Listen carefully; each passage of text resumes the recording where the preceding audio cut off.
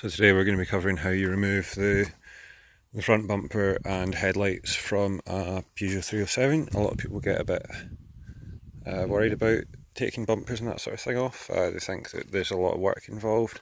I'm going to show you just now that you can actually do it with just one tool. So first we need to lift the bonnet. Don't worry about any catches in that, just lift it. Should just come free.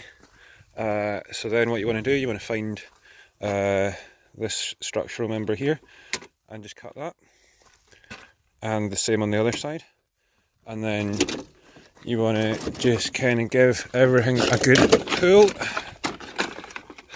and there we go, that's it, your bumper removed. Again, the same with the headlights, just snip and snip, then you put them down. And then you just want to give that a pull and it'll come out. So we just want to put that down. And the same, now you've got to watch the driver's side one. Sometimes it's a bit, nope, it's come out okay as well. Just put that down. So that's how you remove the bumper from a Peugeot 307.